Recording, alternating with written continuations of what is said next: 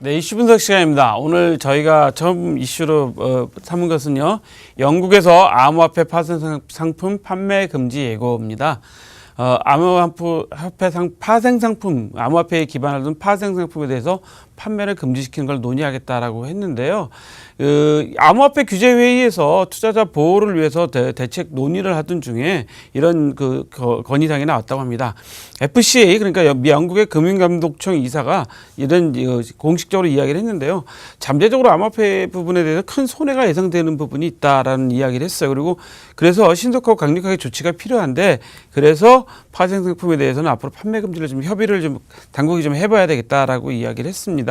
근데 이 이야기에 잠재적 큰 손해가 예상된다는 이야기는 이게 파생 상품이잖아요. 첫 번째는 파생 상품이기 때문에 상당한 손해도 예상되지만, 여러분도 그동안 전문가들한테 많이 들으셨겠지만, ICO를 한다, 코인을 발행한다, 암호화폐를 발행한다 할 때 보면 대부분 살아남을 수 있고 생존할 수 있는 비율이 3에서 5% 정도라고 전문가들이 그동안 예측했지 않습니까?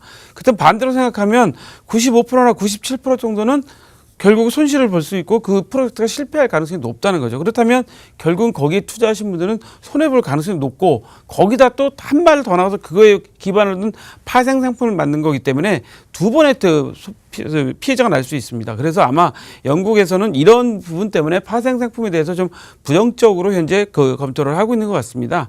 또 그러면서 이 영국 금융감독청의 이사는 무슨 얘기도 했냐면, 자금 세탁이나 테러 이용에 방지되는 규정도 좀 더 강화를 시켜야 되겠다라는 이야기를 했고요. 또 본질적으로 암호화폐에 대해서는 화폐로서 가치가 없다, 암호화폐는, 그런 이야기를 했고, 중앙은행이 발행한 게 아니라 투자 수단으로 활용되고 있다. 그러니까 우리가 전자 자산으로 본다는 점에 이분은 좀 말씀하신 것 같습니다.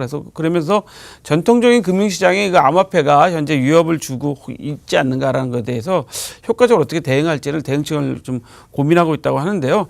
아시다시피 영국은 암호화폐 파생 상품을 허가제로 지금 하고 있고요. 전문가들은 어제 저희가 이슈 분석에도 말씀드렸지만 당분간 정부의 규제가 계속 강화될 것으로 예상되고 있습니다. 미국이나 일본, 영국 등 모든 나라들이 현재 규제가 강화되고 있는 상황이어서 여러분들이 이제 보실 때 좀 관심을 가지고 보셔야 될 뉴스라서 첫 번째 이슈로 삼아봤습니다.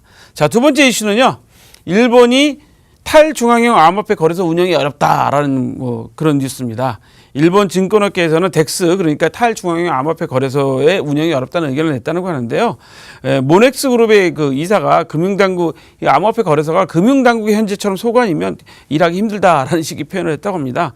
모넥스도 덱스, 그러니까 탈중앙형 거래소를 운영할 걸 고려 중인데 아직 결론이 나지 않았다고 하는데, 현실적으로 좀 추진하기가 많이 어렵고, 사실 암호화폐에 대한 거래소에 대한 잠재적 가치가 높긴 하나 현실적으로 어렵다는 거죠. 그래서 스스로도 신원 확인이나 자금 세탁 방지를 준수를 해야 될 부분들이 많이 있다고 하는데요. 여러분도 아시다시피 모넥스는 코인 체크를 인수한 온라인 증권사입니다. 우리나라에서도 이 덱스 사업에 대해서 관심이 많이 높아지고 있는 상태인데, 장기적으로 규제에 대해서는 긍정적인 효과가 예상된다고 하는데, 긍정적인 효과가 있다고 생각을 하고 있습니다. 마지막으로 말씀드리면, 선물 시장에 있어서 일본이 규제가 세계적으로 가장 엄격한데, 오히려 그 규제가 선물 시장이 가장 큰 최대 시장이 일본이라는 겁니다. 이런 이야기를 했기 때문에 규제가 없애는 게 아니라 업계의 노력이 중요하다는 겁니다. 자, 오늘 저희가 준비한 소식은 여기까지입니다. 참고로 본 방송에서 제공하는 정보는 투자 판단의 참고자료일 뿐이며 암호화폐 가치 또는 상승 하락을 보장하지 않습니다. 톡톡코인 365 시청해주신 여러분 고맙습니다.